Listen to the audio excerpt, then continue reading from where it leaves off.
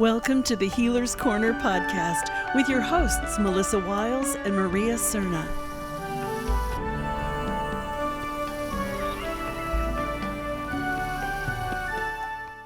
Hi. Hello. Hello. It's like the same face is back again. It's like we got to quit meeting like this, apparently. Yeah.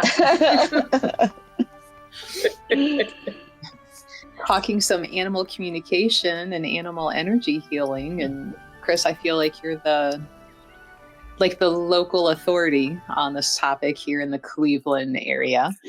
I wouldn't say that, but I've definitely had my fair share of being around them, with them, and amongst them for, I don't even want to tell you how old I am.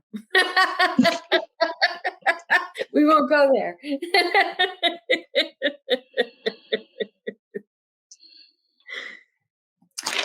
It's like ever since as a child, like we've always had at least one pet, and I currently, have, a pet. And, I will say, there's a part of me when my Sithers crosses that bridge, as much as I love him, there's a little part of me that's like, I might take a break, and just like not be in charge of something small that needs my attention and my care. But I'm sure at some point, I would eventually get another one. And I've kind of often said, like, I would get like a senior, like cat, to be able to adopt because they're older. And, I'm like, oh, come chill on the couch with me. Yeah. I go through the same thing, and I have 5 dogs. I'm down to 5. Okay. Well, how many horses? I have 4. Okay. So 2 of them I don't consider, like, 2 of them are little. So they're like quarters of a horse. They're miniatures. So they're small.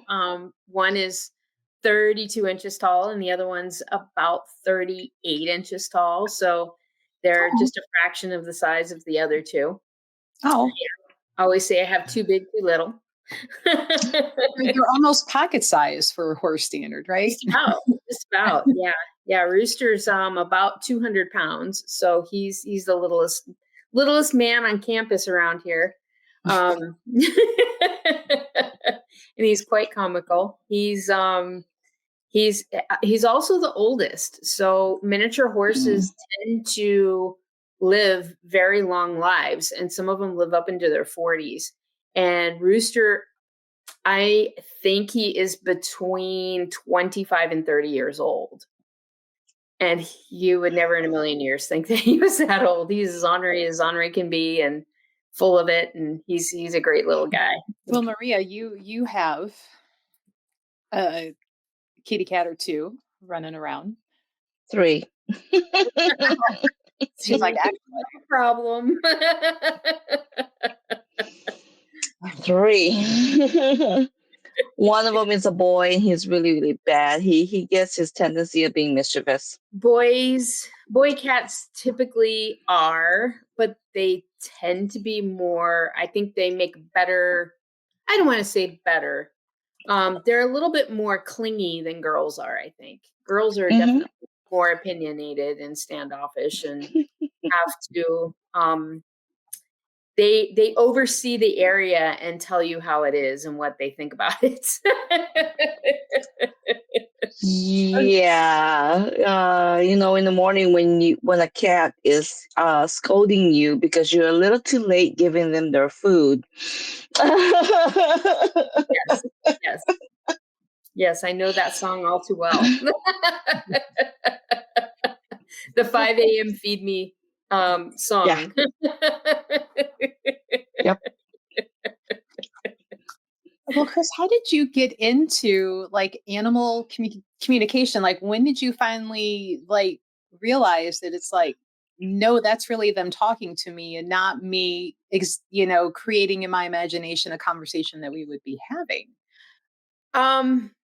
So I have had, just to put it in perspective a little bit, I have had animals since I was born. I've had dogs and cats and horses and chickens and pigeons and goats and you name it. I had a pet skunk at one time.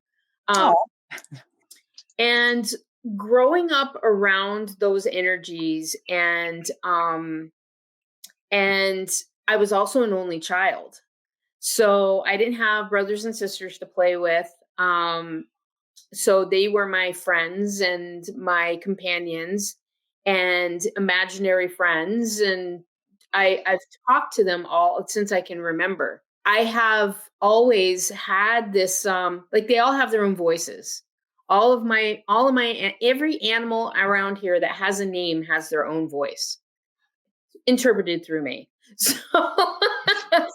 So, it, it was probably it was probably about 10 years ago. I started, and I want to say it was after I've got a horse. Her name's Rainy. I got her as a 2-year-old, and she's now 16. Actually, she just turned 16. And I really think it was her that made me realize that, wait a minute, I can feel what's going on with her. We have had a few health issues with her feet. And I also had an incident about 6-7 years ago now with her getting ulcers. And when the ulcer thing came on is when I really, really knew that when the vet came out, I'm like, she's got ulcers.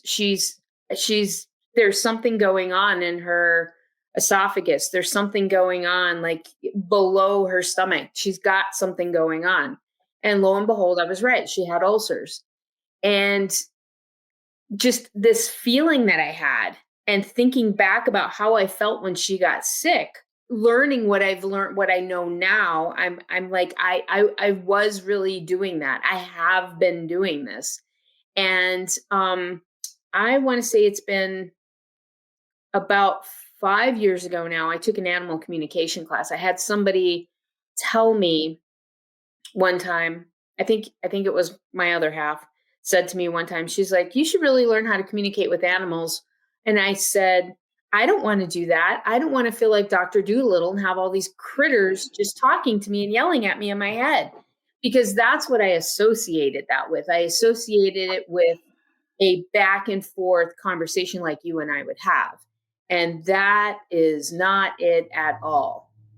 And once I learned what was actually transpiring, and the light bulbs started going off of, oh, these feelings I get, these visions I see, that is how I am communicating with them. And the best way for me to explain this, I like to use this analogy, is if you ever watch a herd of horses moving around out in a field, and you can see one of them pick their head up, move forward, put their ears down, and start moving their way through the herd, and the herd starts moving in certain specific directions.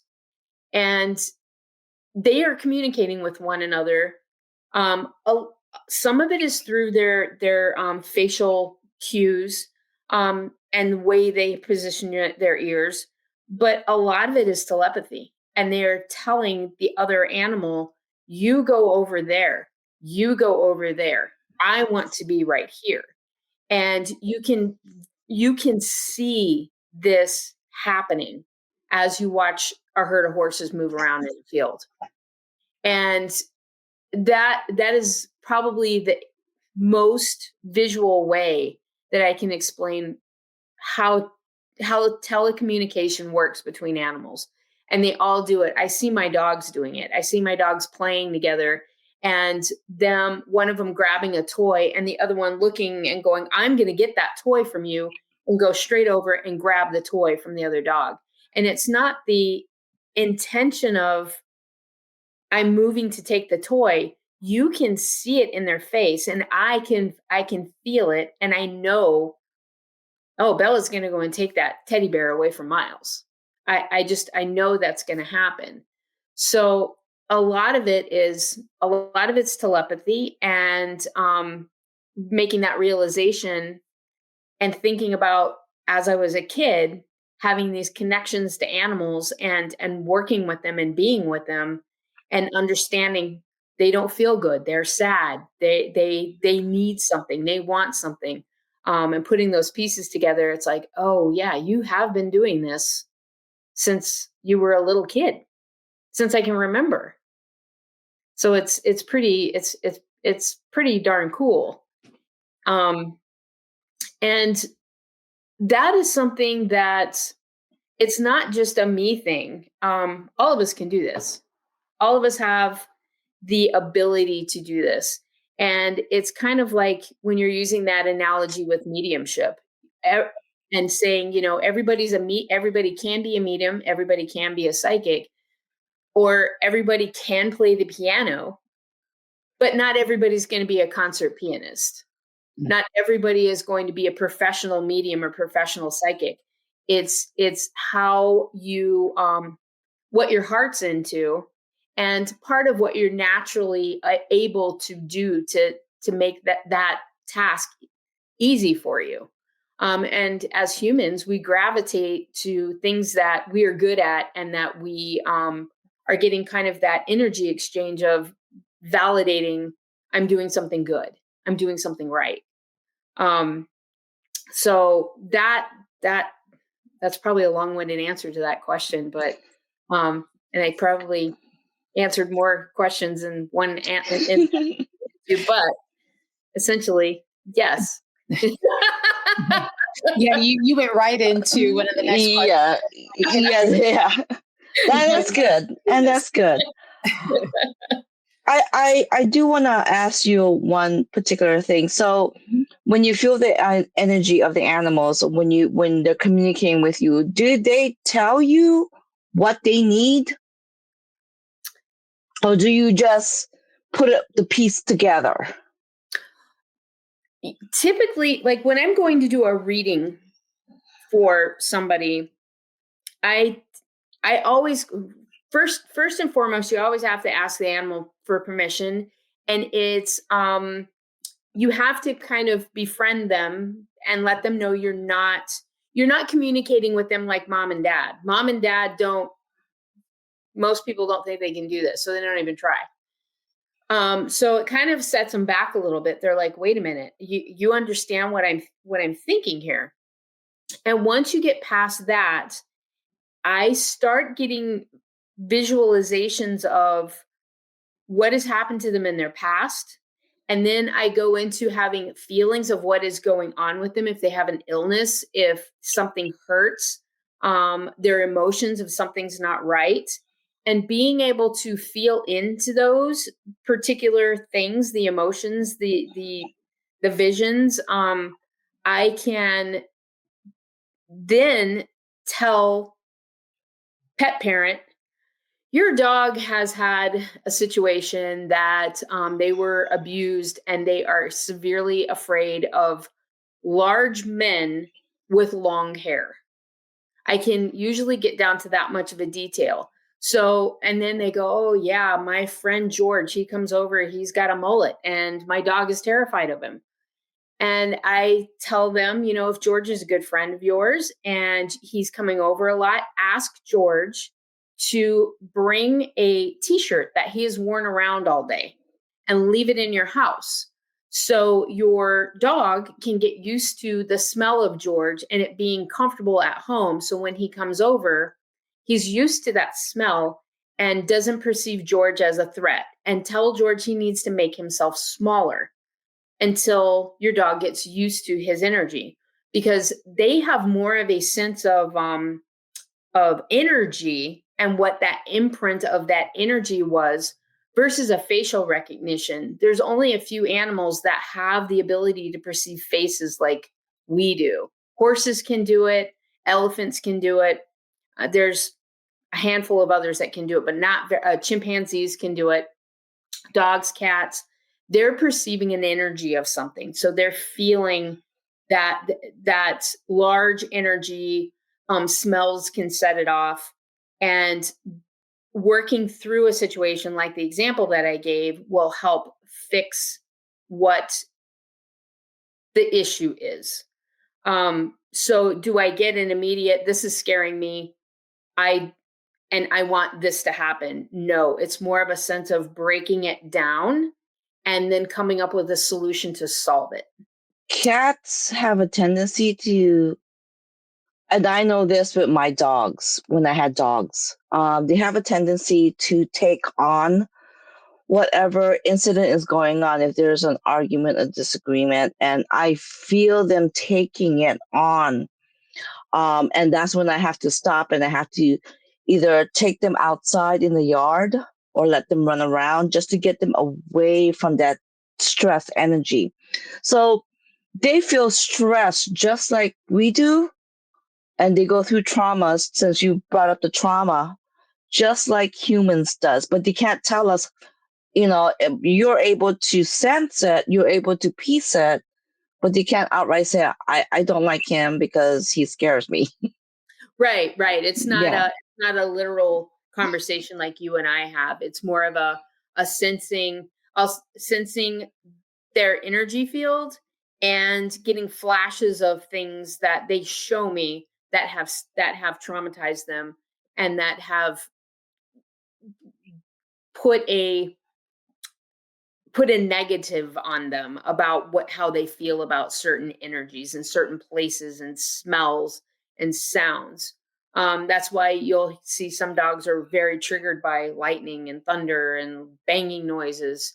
Some cats are the same way. They don't like thunderstorms, and that can be because there was something traumatic that happened to them and that really scared them during a thunderstorm.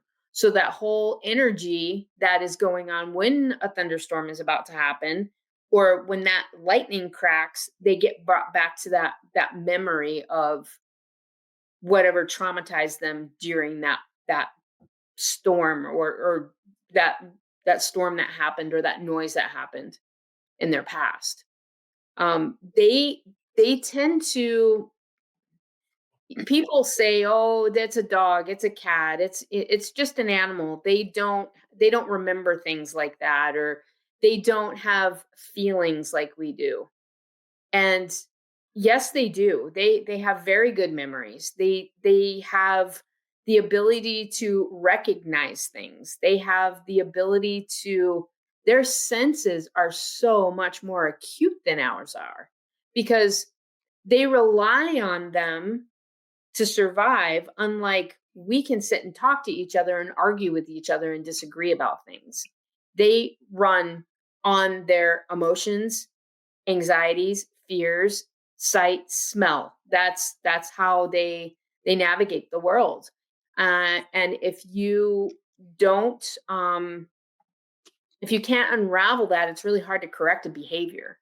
So if somebody is wanting to get into, communicating with their pet, should they expect to hear a little voice, get mental images, feelings, or just kind of like a cognitive knowing? It is that gut feeling, that knowing, and it depends a lot on the person.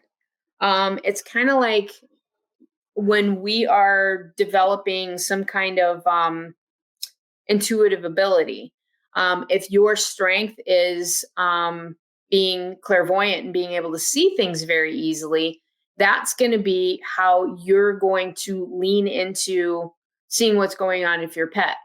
So what you would do is you would sit quietly with your pet and almost in a meditative state, and visualize them and you together, and then visualize an activity with them. And once you have you can feel into that, and you can get out of your mind of going, am I making this up? You'll start trusting yourself and realizing, okay, I'm starting to see things, and I can send them images of things to help ease the situation. If it happens to be a fear or anxiety, like a dog with separation anxiety, for example, and you're using a visualization process, you would, before you leave your house, you would sit quietly with that dog and you would visualize yourself coming home. You don't want to visualize yourself leaving because that's what they're afraid of. You want to visualize something positive that they are going to see as comfort, or housebreaking. You're not gonna get the puppy and take them into the middle of the living room floor where they just had an accident and stick their nose in it and tell them no. You're going to get the puppy and you're going to visualize and take them outside and say, "Good puppy." So they don't learn. It's kind of like even going back to the whole Pavlovian training process. You want to give good behaviors. You want to show them good behaviors, whether it's mentally or in physical. That's how they're going to understand things. If you are more of it, if you're not clairvoyant and you're not good at visualizing things, having that feeling of positivity and having that conversation in your head of, this is a lot of fun, we're going to do this activity, versus I'm leaving the house and I'm not going to be home for 3 hours. So you have to spin everything into a positive, whether it's a verbal conversation you're having out loud in your head, something you are trying to visualize, or a sound that you are trying to utilize. I did something kind of like that. When my cat, he was diagnosed diabetic last year. And for like the first 3-4 months, like the minute he would see me go into the kitchen and grab the vial, he took off. So I would have to 5-10 minutes, like casually walk around the apartment, closing doors, to kind of like corral him. And finally, it was just like kneeling down on the floor with him and just trying to let him know, like, this is to help you and you feel better after. And like, he literally, like, if he sees me coming with the syringe, no matter what he's doing, he'll just immediately like sit and, take it and go. But, then I was frustrated with myself that it took that long to come up with that idea, hoping that it would work and make him less stressed about it. Cause we, doing it twice a day. And I'm like, okay, like this 20-minute process now to give, a quick insulin shot. But, it took a couple days, I guess. Cause, I'm sure he's like, I don't trust you with that Sharpie pokey thing, know? Yep. So my guess is when you first started giving him his insulin shots, you're looking around for the insulin bottle. So you're probably visualizing where I put the insulin bottle, and then you're visualizing where are the needles and pulling that out, and you have this mental image of the insulin bottle and the needle, and you're like, here, kitty, kitty, kitty, kitty. So he's like, no, I know what that means. I'm gonna get poked. So letting go of that and thinking about, I'm opening up a can of your favorite cat food, or I have a couple of your favorite treats, or I'm going to give you scratches in your favorite spot. Thinking about those things while you're trying to catch him. Yeah. It took a little bit, but it was like, come on, it's to feel better, and, loves and kisses, because I feel just as bad doing this as you having to get it, and I wish we didn't have to. Yeah. But now he's just like, okay, are we done? Okay, let me go back to what I was doing. I'm like, good boy. Yeah. But it, with, as you were saying that, I'm like, I kind of did that, in a way to get him to quit, like making me chase him for 20 minutes, and then trying not to give that energy of the chase. Like, I'm hunting you now and you're in danger from me. Like, cause that's how he was feeling. And oh no, buddy, I'm trying to help you and keep you alive. So right there, you were feeling his energy of what he thought you were going to do. You were feeling into that and realized, he thinks I am stalking him like he would stalk a mouse. So I've got to change I've got to change my energy. And you recognize that and changed it. Yeah. Now it's like, come on, bud, this is quick and we're going to go have fun afterwards. You want one of those little tubey treats? Cause you love those. Let's do it. And they're diabetic safe. But I will say, like, I don't hear from him. It's more of a feeling that I get with him. Like, I know here this month, he's like very lonely and upset that I'm gone so much from all of the shows that I've been doing in the late hours. And I feel bad for that. So I try, like, when I am home, I'm like, come on, you and I, while we're in the house, I'll break my rule of no kitty cats in the bed. You can chill in here just so you can be near me, because I know you're missing that. Yeah. But it's more of a feeling between he and I, and I've not tried to do that with other people's animals. It's just kind of like, let me pet them if I can. And then, so here's maybe an ethics question. Is it overstepping to communicate with somebody else's animal? Absolutely. Okay. Yeah. It's personal space. Yeah. Mm-hmm. Yeah. Yeah. You have to have that permission, just like you do doing any other intuitive type of work. Yeah. Yeah.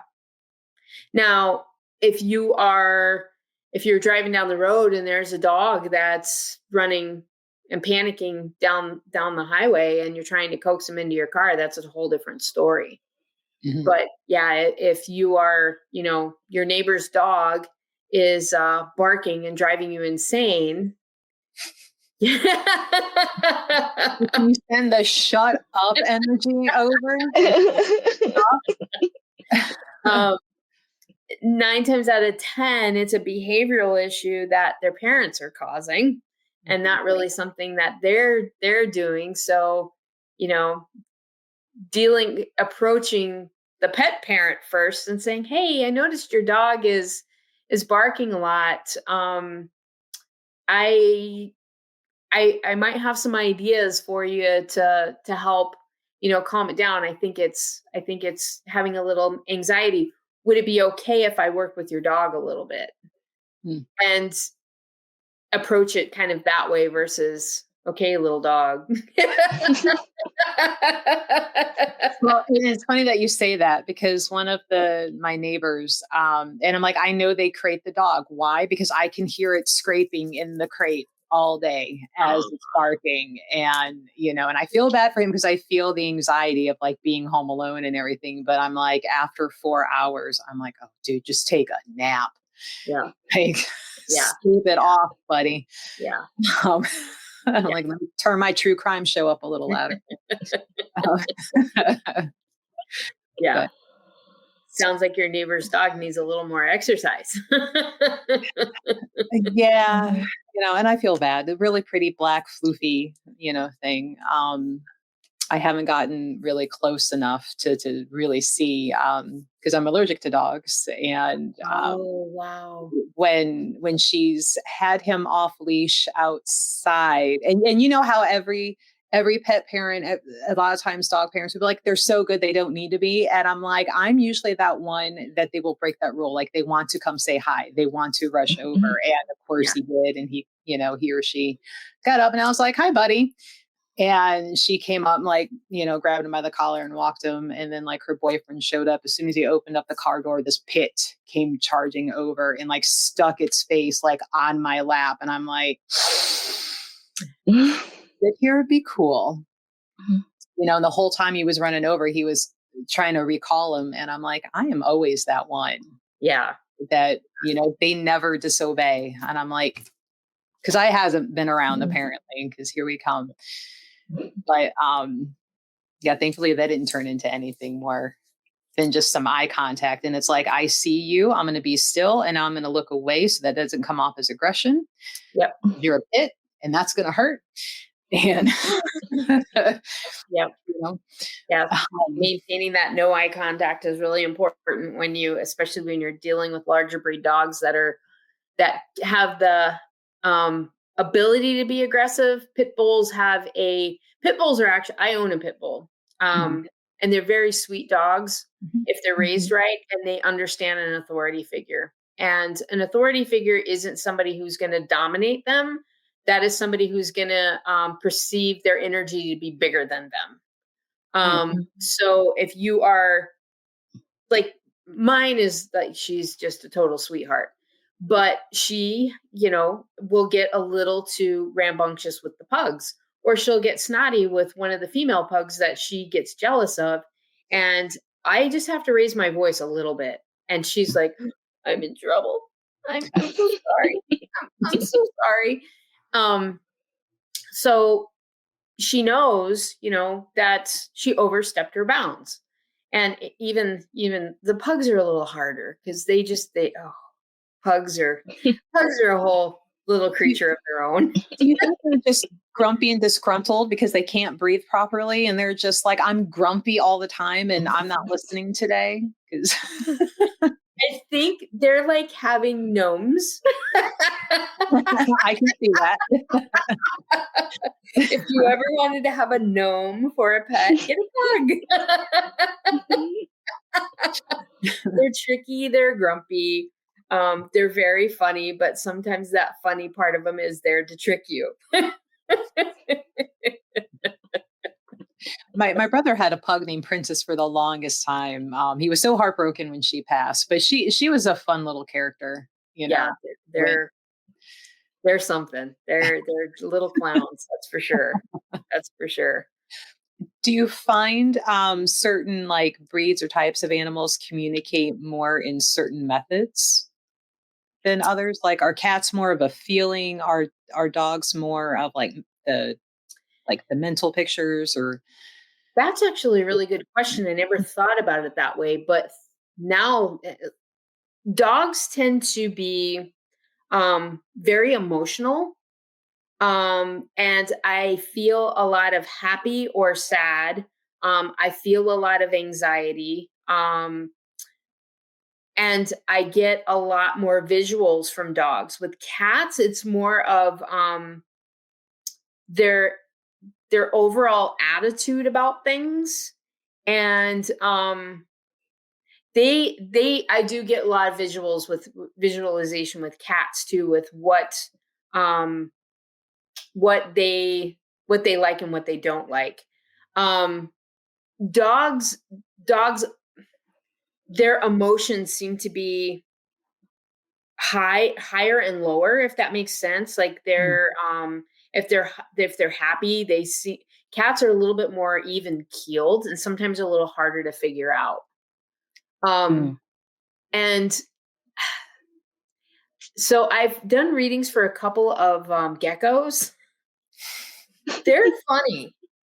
I was just going to ask you, like, what is the most unique type of pet? And I think you just won the game. Hermit crab. A hermit crab. Okay. Yes, hermit crab was probably the most unique one. I've done birds and reptiles, and somebody threatened to bring a rat in to get a reading, and I didn't. I'm like, okay, great.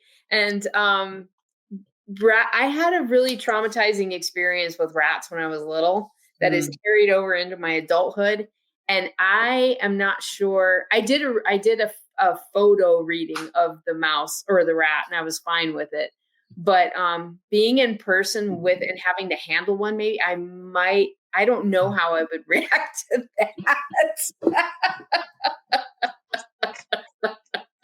I mean, when I was a teen, we had a pet rat named Herschel that we inherited. I was living in Germany at the time, and my friend, her father got new orders. They were leaving the country and couldn't take, or the parents just didn't want to deal with like trying to move a rat overseas. Right. Mm-hmm. So I inherited Herschel, and he was a cool little guy. Like, he'd sit on my shoulder, listen to music, and he would like bob his head. And oh my gosh, he was a cool. Very smart. They're super, super smart little creatures.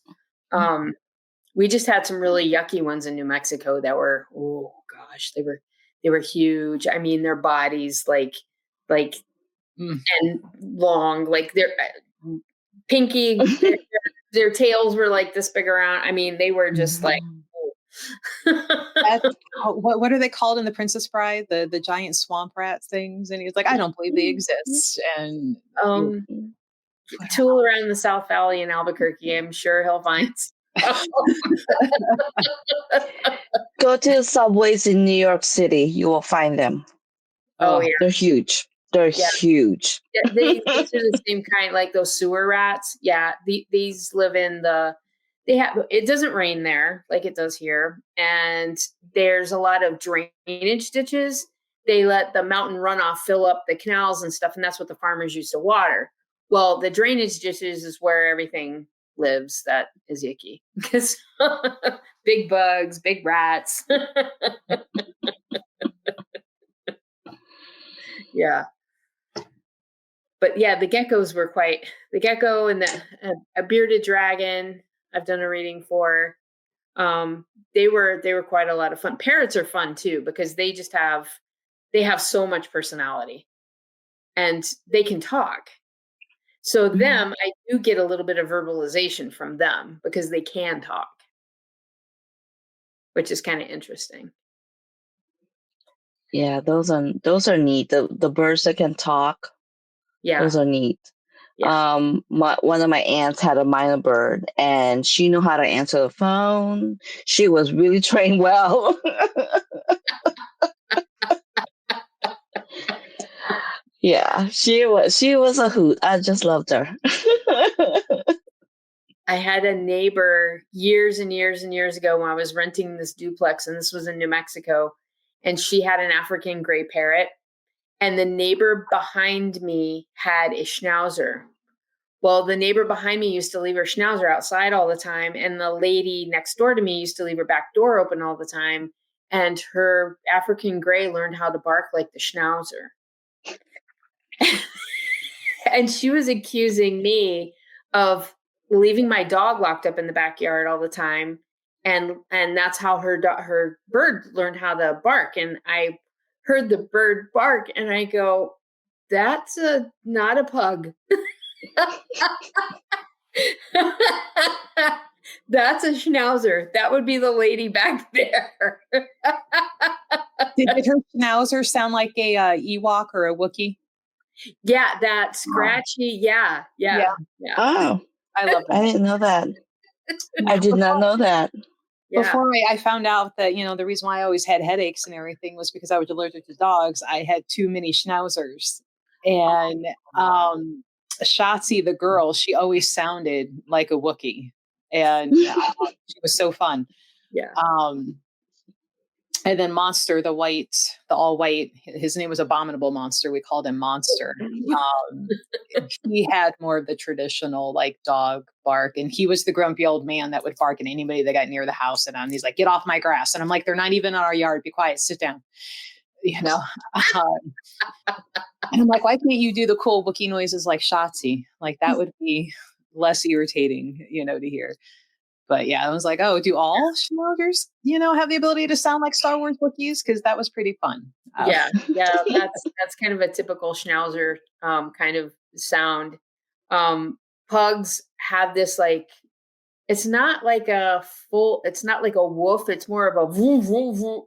Like there's like it's not coming out all the way, and then it's a lot of snot flying.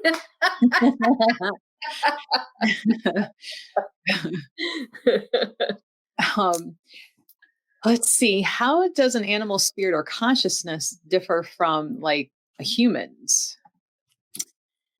They are very they vibrate a lot higher than we do. They don't have the baggage, the day-to-day baggage that we do with, I need to do this, I should have done that, I'm mad about this, I forgot to do that. Theirs is more pure of it's more love. I mean, they that's all they really know is I am loved or I'm seeking it. So their energy, it's for me, it's easier to connect with because there's no pretenses to it. You're not trying to figure out a lot of the baggage that you do with humans. So all animals are much higher vibrating creatures than us humans are. And they tend to see things a lot better than we do too, as far as, your cat sitting in the corner looking at something, and you're like, what are you staring at over there, buddy? And grandma's visiting, you know. Mhm. They're much more sensitive that way. It's like the ghost that's flipping you off. That's what I'm looking at.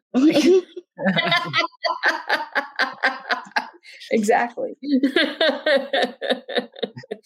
Good job, little guard, animal. Keep that angry ghost in the corner, why don't you? Yeah. So I'm sure a lot of our friends listening would like to ask if animals can communicate with us even after they have passed away. Absolutely. Absolutely.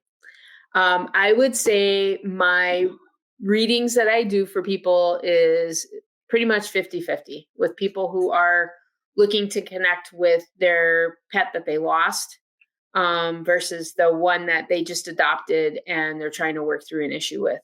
And I think our pets, they stay around us.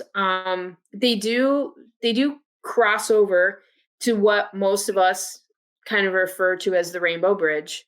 Mhm. But they have the ability to come back and stay with us. And there's so many times I can say that, your dog's still around you, and you're seeing like this dent. Even though you fluff the pillow on the back of the couch, it keeps going back to the dent where your dog used to lay. And they're like, yes.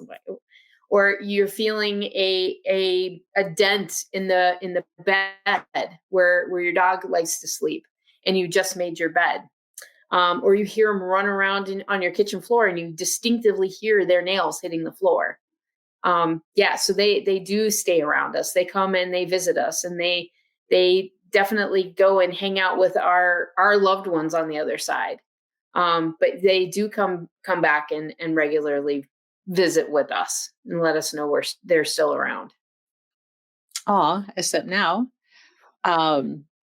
you don't have to clean the litter box. You don't have to let them out. It's not saying that's the way to go, but I'll keep cleaning Sither's box as long as he's good and healthy and hanging on this planet. Yeah. Have you had a reading with a pet that had like a huge transformation for the owner? I have had I've done a lot of readings for people who have adopted dogs that they've had problems with, and they have certain behaviors that they're not trying to figure out. And this one in particular that I can recall, this dog was very, very, very shut down. She was a ex puppy mill dog. Mm. And she probably hadn't seen but more than a handful of people before she was taken out of the situation that she was in. And getting the information from this dog about how scared they were and how unfamiliar they were, and all they were used to seeing were other dogs in cages and not experiencing the outside world, it overwhelmed them. And this particular incident, the vet wanted to keep them on anxiety medication. And this dog was basically just so doped up all the time that they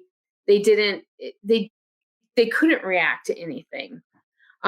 So being able to explain that this dog is terrified because it's never been exposed to these things, and to do this exposure process in very small doses in controlled environments, and inviting people in to help socialize her. It took several months, but I did get some feedback from the person. Actually, she was at Wagner's, and gave me the feedback of, they started working with this dog, and it got to a point where they actually were able to take the dog to an obedience class. it got brave enough to go into, and even though it was an adult, and went into a puppy class, and to get the exposure around these other dogs and around people, it really started coming out of its shell. So I love hearing stuff like that, because there's so many dogs out there. I have two right now that were one was from a hoarding situation, and one was from a puppy mill situation. And both of them, you come over to the house, you would never know that. You would never know that they weren't around people, because they get socialized and exposed to people, and I tell them it's okay, and they trust me. So as long as the owner of the pet can really, in their heart, believe, I am taking care of you, I love you, and I'm protecting you, they do understand that, and they do trust you. You can't overwhelm them in the training process of exposing them to things. Well, I'm glad they were able to help, rescue, give a home to the puppers. I mean, that's a horrible situation. Now here's something we talked a little bit about before we went live, and you're like, I have opinions. Do animals take on their owner's emotions or illnesses? Yes. Yes and no. So emotions, yes, in big, big, big ways. They are mirrors of us. So if we're anxiety ridden, if we are, if we're neurotic, if we're bipolar, your dog does pick up and feel those energies. I had a client several months ago who came to me and told me about these problems with her dog, and that her dog was displaying all of these kind of neurotic behaviors. And I gave her some information on how to try to help that, and what to focus on, and how to focus herself more. And I was just getting this weird feeling about where this was coming from. Well, a few weeks later, I get another phone call again. Nothing's working. And she was upset about it. And so I switched the focus from the dog to her, and kind of started doing almost a little energy reading, life coaching session with her. Well, come to find out, this woman was very, very bipolar. And she had this inconsistency with how she was treating her dog. So she would be really nice and lovable, and I love you, and you're great. And then the next minute, if something set her off and she was in one of her manic modes, the dog's acting terrified, and the dog's acting manic as well. So the dog was definitely mirroring the behavior that she was putting off. That was a difficult conversation to have with her. That I had to basically say, I think you need some, I think you need some other assistance that I can't really help you with. But I think you going through some coaching sessions with a professional is going to help you, and it's going to help your dog a lot. And if you get to a point you have questions after that, I'd be happy to help you with it. But that was one of the more touchy situations that, and it was all based on, it was the dog's fault until I figured out it wasn't the dog's fault. It was the owner's fault. Illnesses, I wouldn't say that and this is just a drastic example I'm using, I wouldn't say if I got cancer that my dog's going to get cancer. But if I got cancer and I was really, really sick, the stress I am putting out and the stress that's coming off of me because of my illness can put enough stress on the pet for them to have their own type of illness. So not a one for one, but yes. And they are susceptible to being under too much stress and pressure and having ailments just like we are. So I really believe that in order to keep that balance and the same kind of self-care you would do with, stress relieving, practicing meditation. Obviously your dog's not going to meditate because they don't know how to do that. But these kind of practices that you have yourself in, and then turning around and doing some kind of energy work on that pet is going to help them immensely. So doing Reiki on them, if you have some kind of shamanic practice that you do that on them, and that's gonna help their overall health in general, stress relieving, and their vitality as well. So I've got what is probably a very hot take question then. I have heard many, many people say that when they're feeling, overwhelmed and stressed, or just whatever, some sort of negative upsetting to them, that they love being around their pet and it makes them feel better. And my first thought is always, you are draining the poor pet. Yeah. Mm-hmm. And, Mm-hmm. is that, have you seen that? Is my theory completely wrong? And No, why your animal's getting sick if you're feeling, Yes. Therapy pets are wonderful, but therapy pets really are victims of needing to have some kind of clearing and energy work done on them, and some kind of stress relief for themselves. Yes, they have all this love to give. Yes, they want to help their human and make their human as happy as possible. And them seeing their human happy, they're getting fed back positive energy. But if that human is doing nothing but grieving and groveling and holding that pet and not giving back that, oh, I'm getting this release and I feel better and I love you and I'm going to give this energy back to you, then yes, it's going to have an adverse effect on them. Absolutely. Yeah, that was just kind of like you hear, I go home and I've had a shitty day and I just sit there and I love on my pet. And I'm like,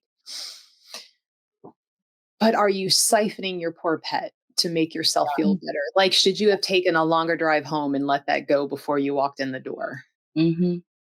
Right. And instead of dumping that on your pet or draining it from them. Right. Or are you going home and loving on your pet and then going, okay, buddy, let's go to the park.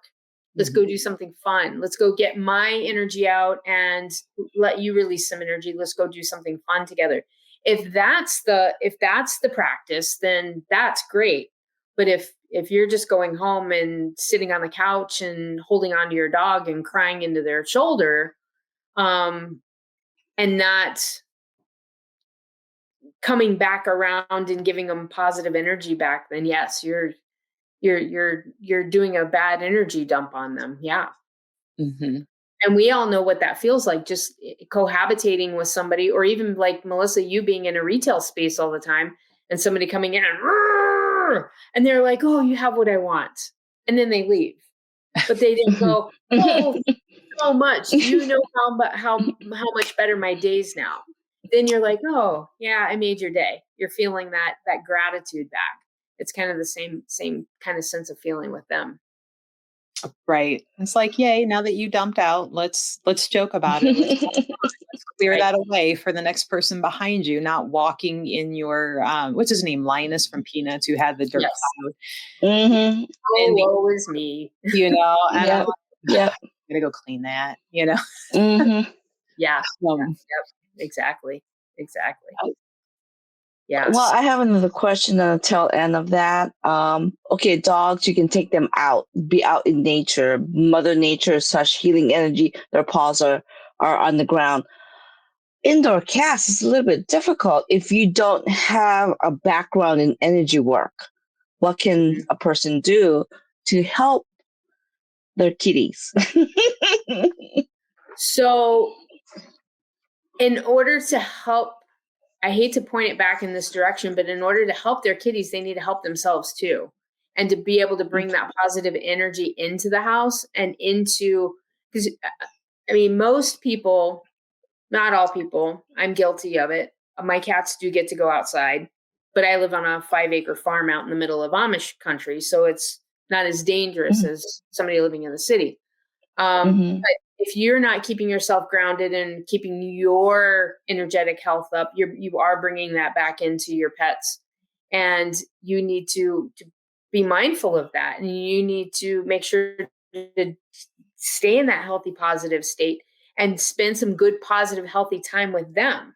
Get them some toys that they really enjoy. If they love getting some catnip, if they love having a window that they can see out and watch nature themselves in a safe space, that's always a really good thing for them.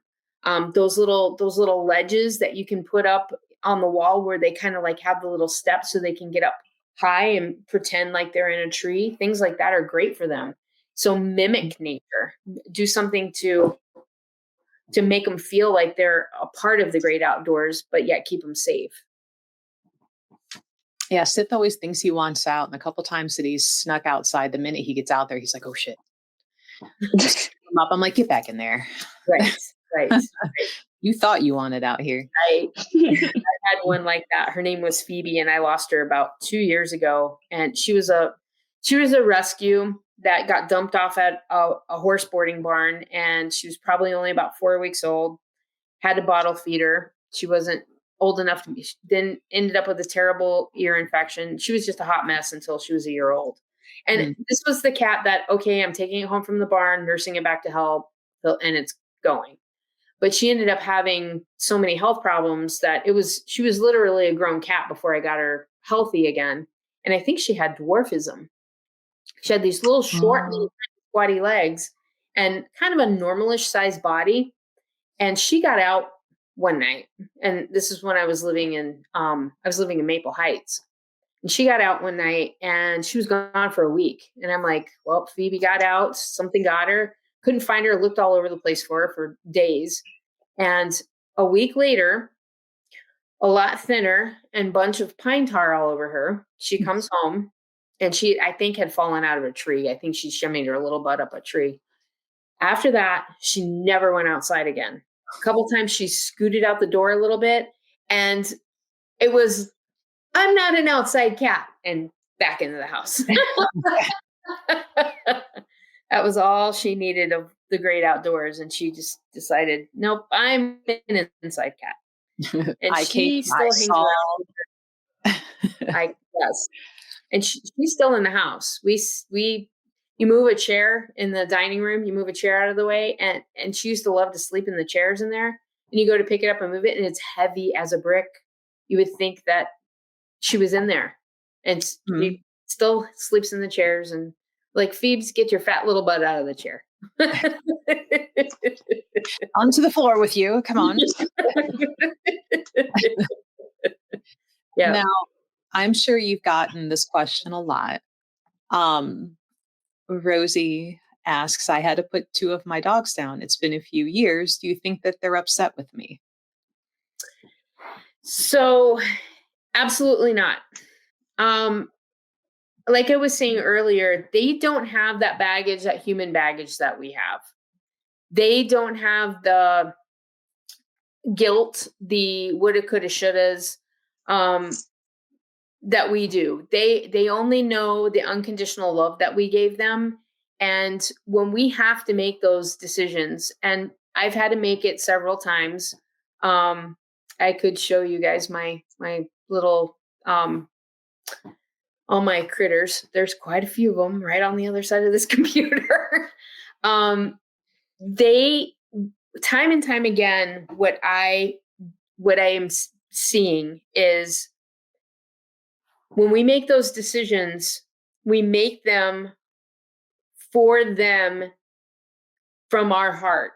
And it's to let them go with dignity. It's to let them go and give them something that, unfortunately, when we get really, really ill, we can't give to ourselves. It's not legal.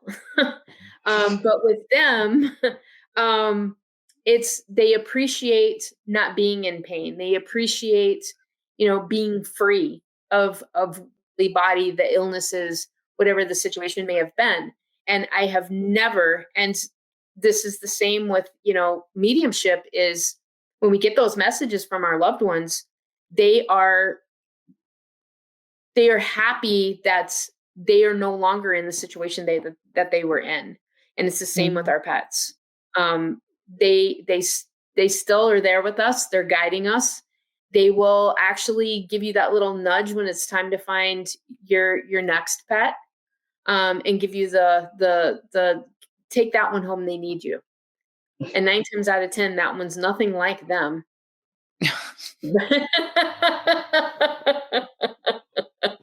And it's a whole nother learning experience for you. So yeah, they are never upset about that. Kate on YouTube says, ask her about the dental assistant. Oh. Okay, so Kate and I go to this dentist, and every single time, and here's a good story of ethics for you, okay? So every single time I go and I get my teeth cleaned, the dental hygienist that is working on me, she has a white boxer with her, and that boxer is jumping up and down, mom, mom, mom, mom. And I want to so bad. This has been going on now for at least 4 years, that if every time I go and see this dental assistant, her dog's with her. And I am not going to do a grocery store drive-by reading to somebody because it's just not right. So I have never said anything to her about her dog being there.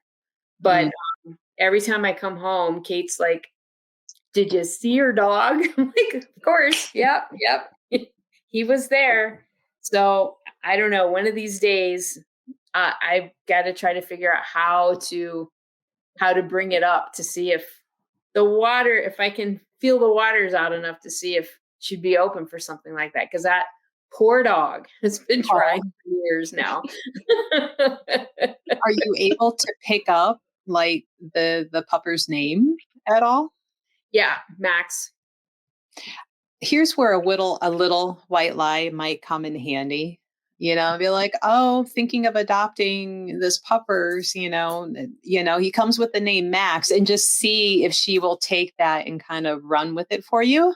Yeah, that's a good idea. Maybe tell the universe that, you're not really looking for another dog named Max to adopt, but, sometimes the universe be like that.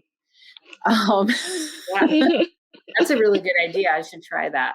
Or oh, my grandma had a dog named Max, and something, and see if she'll run with it.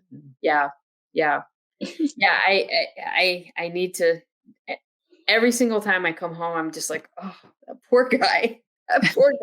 And I'm sitting in that dental chair, just apologizing to him, saying, I'm so sorry, buddy. I can't tell her. He's like, but you can see me, right? Like, say something. Yes. Big, cute, bouncy thing that he is. Probably really pretty being all white, Yeah, he's all white. He's got a black nose. He's got it looks like he's got black eyeliner. He looks like a boxer or bulldog type dog. He's very cute. Oh, he's a little goth puppers. Okay. Yeah.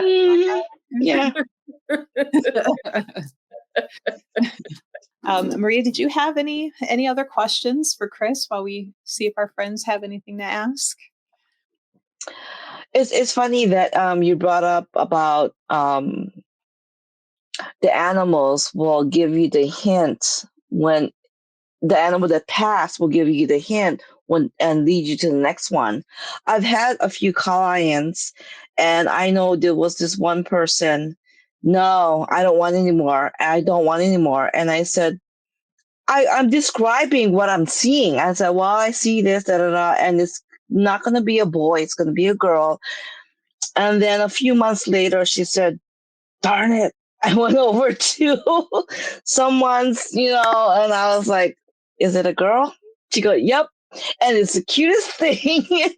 So I do sense that too, that, you can be held like sticking to your guns. I'm not going to have another one. I don't want to go through that. I don't want to learn it again. And once you led to this pet, all of that just comes back, all the joy, all the love. Yeah. Yep. Yeah. And Yeah. I tell a lot of my clients that it may not be, and I usually get a sense of timing with it. If it's going to be like in the near future, if it's going to be a couple of years, I usually am able to kind of give them a little bit of a window. And I'm like, you're going to be driving down the road, and all of a sudden you're going to be like, I need to stop at the shelter, or you're going to see this little dog in a parking lot, and you're going to have to stop and help him, and it's going home with you. They'll feel like, no, I don't want one yet. I'm like, it's not really your choice. We're going to call for the cats the like universal distribution system. Like the cats chose you, and that's how you get a cat. Yeah.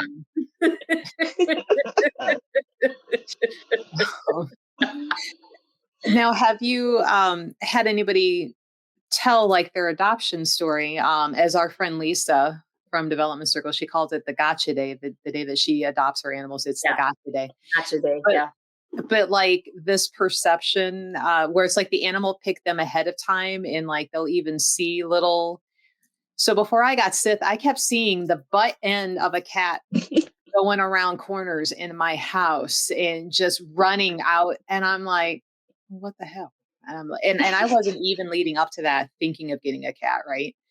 Because I had the schnauzers. And I'm like, oh, I don't want to. And I mean, for about 5-6 months, and I'm like, okay, fine. Like, if I happen to find you, and then that turned into like, the cats over here aren't the right ones. The cats over here aren't the right ones. These ones aren't the right ones. And, I finally found him and almost passed him up, and, he corrected that real quick. But, has anybody had like a story like that where it's like they kept seeing, be it, in the imagination or literally almost like ghost forms of the soon to be animal, like around them? I can't say that I've had ghost forms like that, but I have had people say that, they absolutely did not want a dog, and they ended up, in a parking lot somewhere, and taking this dog and doing the due diligence and getting it scanned and saying no, no, no, no, no, and then going to the shelter and them saying we can't accept anything this day. So it's like they were forced to keep it, and it being one of the best animals that they've ever had. I've heard stories like that, and them just appearing, like I go out in my front yard and there's this, this tiny little kitten, and I wasn't looking for a kitten, and here's the kitten. One of our cats that we have right now, the last cats that we got, I was like, no, no, no, I don't want any more cats. No more cats. No more cats. Because we do live out in the country, and there's predators around here that I get worried about with them. And I didn't want anything to happen to them. And Kate was driving to work, and she saw the sign for free kittens, and she really wanted another cat. So the next weekend, I'm like, okay, it was her birthday weekend. I'm like, okay, well, I'll cave. We drove down the road and there's no sign. So I had stopped over at the shelter, and there was a couple of cats at the shelter, and we got up the following weekend. We were going to go to the shelter that morning and look at this one cat. And we ended up taking the road which is way out of the way to where the shelter's at. And the sign was back up again. And I had been up and down that road 3 or 4 times that week and hadn't seen the sign. And that day the sign was back up. So we drove down this long, windy driveway, and they had one kitten left. And so we ended up taking that one kitten home. Mm-hmm. And the ironic thing about him is I know for a fact that cat is my pug Omar that I lost a few years ago. Really? I think Merlin is Omar. Yeah. Yeah. Mm-hmm. Why did Omar decide cat this time around? I really believe that was the case because Omar had mobility problems. He was in a wheelchair. Oh. So he had his little wheels the last couple years before he passed. And being a cat, he can do anything he wants. He can go anywhere he wants. He can climb up on things. He's agile. He's not a pug that has kind of impaired breathing issues. And he's a little tiny guy. Like Omar was a pretty small pug, and Merlin is a really small cat. He didn't get very big. And I used to joke when Omar was younger, he used to get a hold of pins.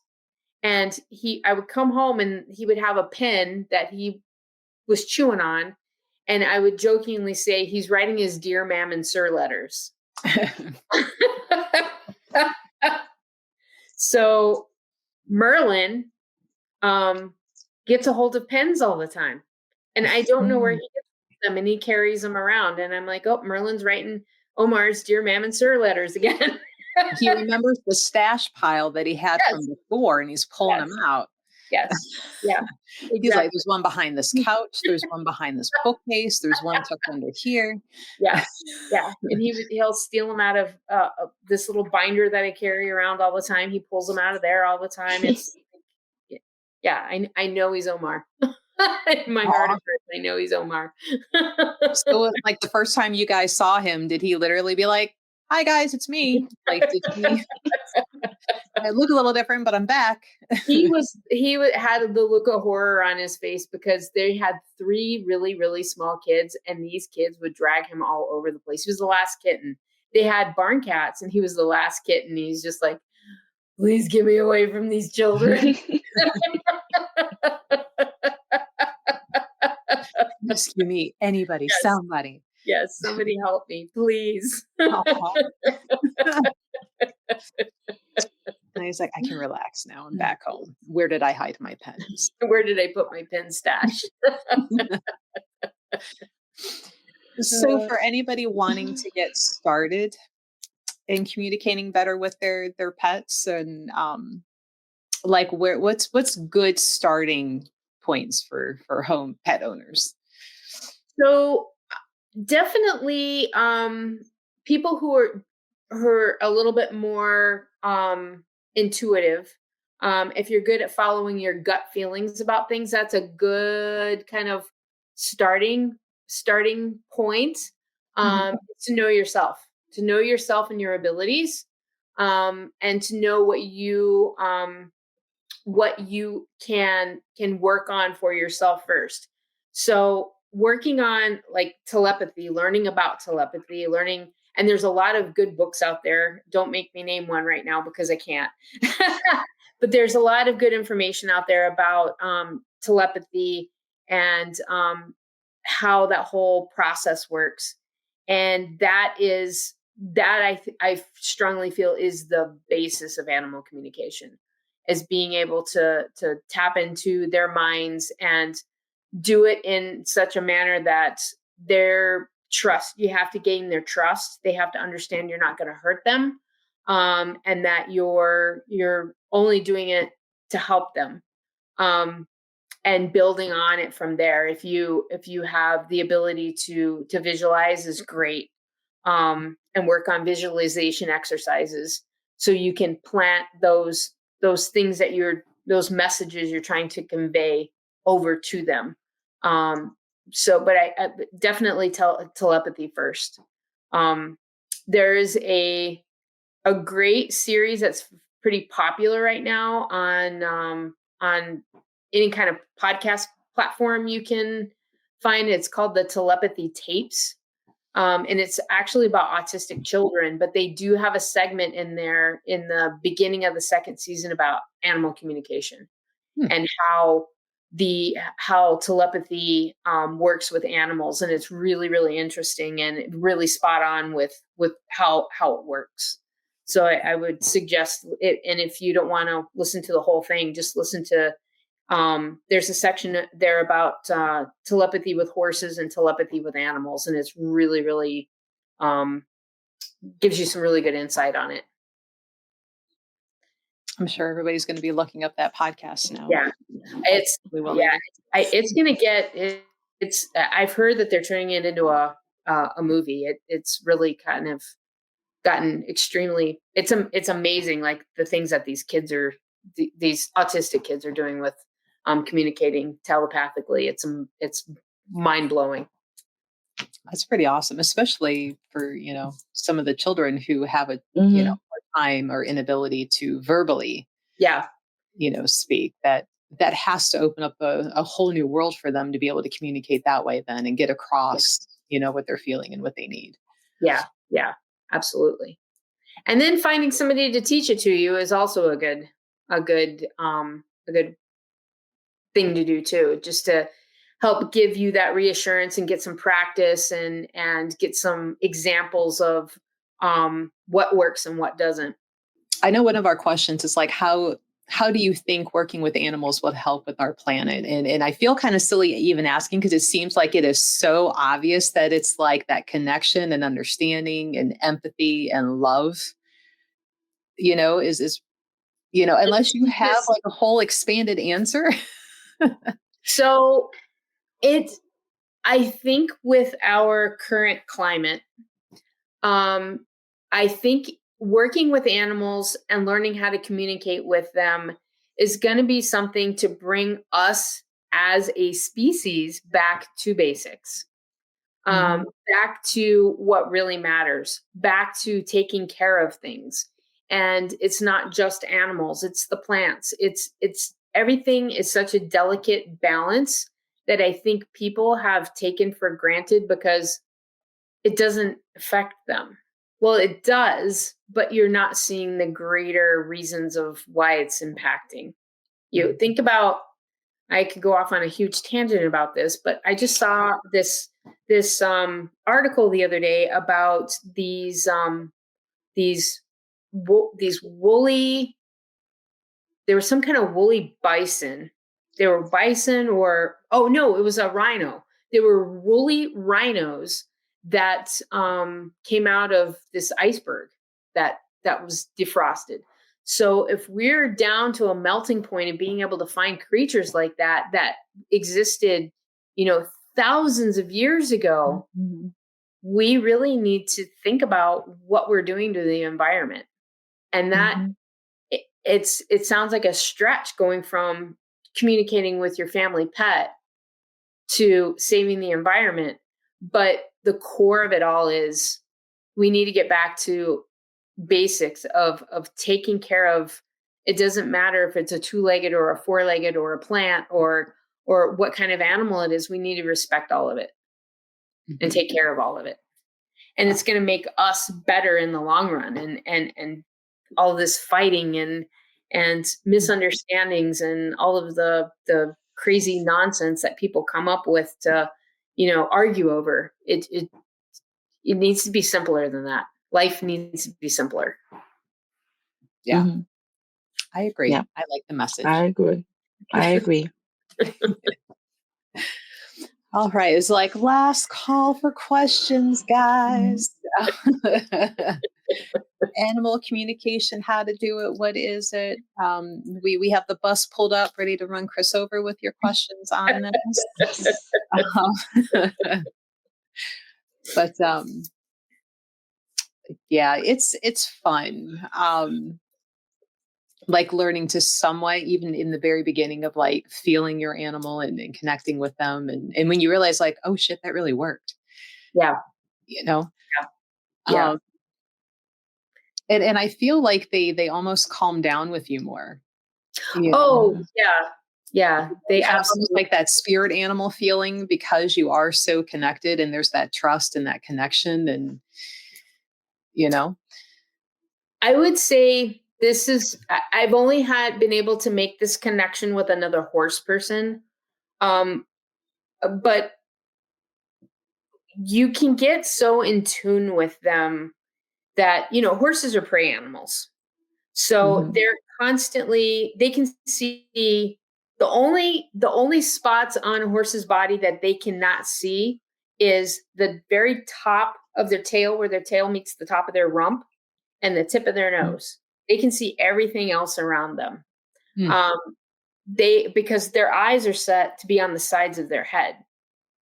So they're so hypersensitive of what they can see, what they can feel, and they can feel like a tiny little fly land on them and immediately react to it.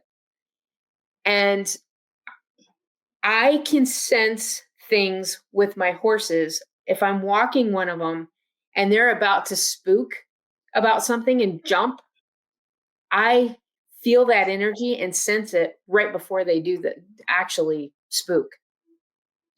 So being that in tune to your animal's energy to know and to anticipate when something's going to upset them, or if they're not feeling right, if they're not feeling well. Now, I am too close to my pets to actually get a lot of direct messages from them. A lot of the times with my personal animals, it's more of a sense of feeling the energy and feeling what's going on in their body, and how if they've got an ache or a pain or something's, not digesting right. And that's where a lot of my feelings that I guess my vocabulary, my library has come from with being able to do readings for people. But that whole, that sense of just knowing what's gonna happen with them is, I don't know. It's hard to explain. It's hard to interpret, like, give you a definition of what that feels like. It's almost like an electrical charge of some sort. And I've only been able to kind of relate to another horse person that can feel, and I actually know people who work with horses are a lot more in tune with being able to communicate with animals than other people that work with animals. And I think it's just because their energy is so big. And you learn to feel and read that animal because they're huge. I mean, they can step on you and squish you and hurt you really, really easy if you don't anticipate and feel that energy. And you can have a conversation like this with the roughest cowboy from out in the middle of the Southwest, and they will agree with you and won't think it's woo-woo.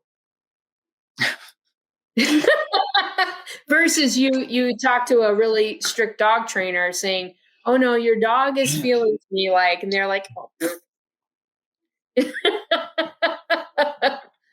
But horse people are a little different when it comes to that inner knowing of what's going on with your horse. What about the Amish guy in the barn? The one sneaking treats at night to the horses, Yeah. I haven't had time, but I keep thinking about it. I'm like, you've got to go and sit out in that barn and try to talk to him. And I need to do it before the weather gets too cold, so I'm not all bundled up out there in my Carhartts freezing my butt off going, "Okay, Mr. Yoder." Right. Like, can we have a conversation, please? I'm freezing. Yeah, exactly. This happened last week. I was out feeding, which I got to go do here in a little while. And I walked down that aisle that you saw in those pictures. I walked down the aisle over to the haystack, and I turned back around, looking back at where the camera is on the door, and my fly spray bottle was in the middle of the barn aisle. And I'm like, "Why are you throwing my fly spray at me?" Did he think you needed to use it? Like, no, I didn't. I think it was just to get my attention. I heard you were talking about me. Oh, what I felt is I heard you were talking about me, and yes, I'm here. Like, good. Now we have questions for your belief system and the afterlife. Let's talk. and then watch him just turn around and walk away. Right. I'm done with you now. Like, well, that was fun. Good to know you. I'm out. We're done here. Yep. Oh goodness. Well, since you have to go feed all of your critters outside, if we have any last minute questions, but thank you for joining and talking and telling some fun stories on animal communication. Yeah, sure. Yes. Now, I believe you mentioned at one point that you were getting ready to start a podcast. Am I remembering that correctly? So right now I do have a podcast. It's on A1R Radio. It's also on YouTube. It's Moonstruck TV. And it's just a little short 15-minute one on Thursday nights at 9:30. I do a reading and answer some questions. Like I said, it's real short and sweet, but eventually I want to expand on it after I get more in the groove of doing it. I just started it a couple weeks ago. So once I'm a little bit more, I have a little spider running across the floor. It's like, we're talking about critters. I'm going to come in and I have something to say. So yeah, I just started doing that a couple weeks ago. It's on Facebook, YouTube. I think they broadcast on Twitch too. And you can, any kind of podcast platform, you can listen to it as well. So if somebody wanted to get a hold of you for an animal communication session, like how can they track you down? You can find me on my website, which is Tarot and Lenormand by Chris.com. Or you can email me at mediumchrisclardy@gmail.com. Or you can find me on my Facebook page, which is Medium Chris Clardy. And every now and then we get to have you in the store when both of our schedules line up. Yeah.